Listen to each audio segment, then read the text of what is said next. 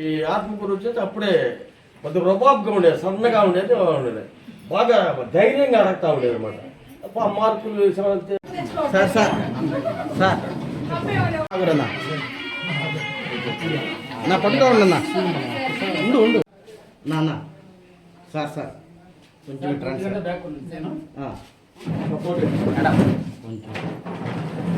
ఇక్కడ ఇటు madam madam అలాగే ఉండాలి సార్ వైట్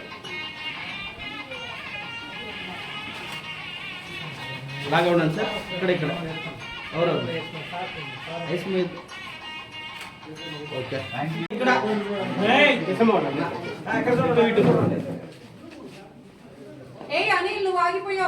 ఏం కాదులే. మిగతా వాళ్ళకు కూడా స్ఫూర్తిగా ఉండాలని నేను కోరుకుంటున్నాను. వాళ్ళు కూడా ఇదే చూస్తే వాళ్ళని కూడా చూసేదానికి వాళ్ళ అనుభవాలు తెలుసుకుని నాకు కూడా సంతోషంగా ఉంటుంది. నేను రిటైర్డ్ అయ్యి ఒక 5 years అయింది. ఇప్పుడు నా వయసు 66. ఇక్కడ ఎన్నో నేను నేర్చుకున్నాను. అంటే ఆ రోజు నేను ఇక్కడ బడికి వచ్చినప్పుడు నాకు యాక్చువల్గా మ్యారేజ్ కాలేదు. నా వయసు 20 సంవత్సరాలు. అప్పుడు ఇక్కడ చదువుకునే అమ్మాయిల వయసు 12 సంవత్సరాలు అట్లా ఉండేది అనమాట. 7th class batch. ఉదాహరణకు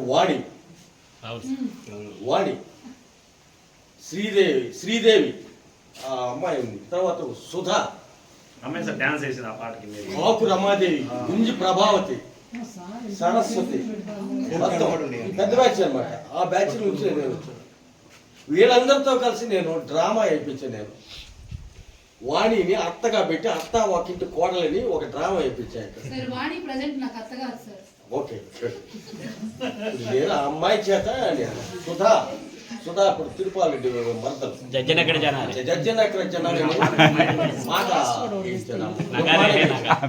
ఆ విధంగా ఆటలు పాటలతో మామూలుగా ఈ చదువులో కూడా బాగా పిల్లలందరూ తప్పి ఇచ్చేవాడిని. నేను అప్పుడు పెద్దవాళ్ళు అంతా టీచర్లు, నాకంటే చాలా పెద్దవాళ్ళు. ఇంక నేనే ఈవినింగ్ వీళ్ళకి ఎక్సర్సైజ్ కూడా నేర్పిస్తా ఉండే. ఆ విధంగా మొట్టమొదట మేము ఉండేటప్పుడు గ్రామంతో మేము మమైకమయ్యేవాళ్ళం. గ్రామస్తులతోటి వాళ్ళతో కలిసి మేము టీచర్లు కలిసి ఒక డ్రామా వేసాం. పిల్లలతో ఒక డ్రామా వేయించాం. ఓల్డ్ స్టూడెంట్స్ అంతకుముందు ఆనాటి సినీ నటుడు నాగభూషణం గారిని తీసుకొచ్చి ఆ స్టేజ్ మేము కట్టించినప్పుడు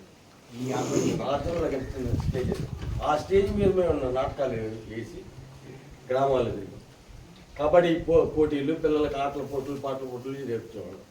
ఈ విధంగా అప్పుడు 12 మంది టీచర్లు మేమంతా సైకిల్ వేసుకొని వచ్చేవాళ్ళం. తర్వాత 88, 90 ఆ ప్రాంతంలో చిన్న చిన్న బండ్లు అవి కొనుక్కొని మేము వస్తూ ఉండేవాళ్ళం. ఈ క్రమంలో పిల్లలు నేను మామూలు పద్యాలు కానీ పాటలు కానీ తర్వాత సోషల్ కూడా చెప్పాల్సి వచ్చింది. ఈ చెప్పే క్రమంలో ఈ బ్యాచ్ల్లో ఈవినింగ్ నాకు పీరియడ్ వేసేవాళ్ళు.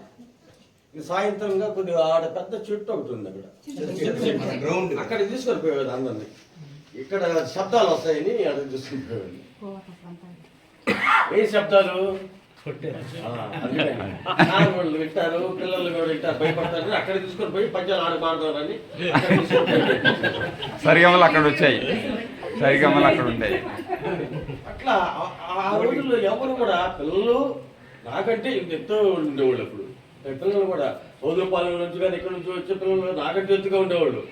అట్లాంటి పిల్లలు కూడా ఇట్లా పెట్టి కొడుతుంటే గమ్ముగా ఉండేవాళ్ళు. సార్ సార్ సార్ అంటుంది.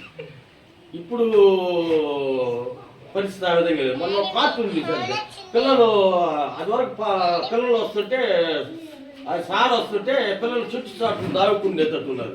ఇప్పుడు పిల్లలు సెల్ ఫోన్లు ఎత్తుకొని వస్తున్నారు, అందుకని సార్ చుట్టూ చాటు దావుకుంటున్నారు.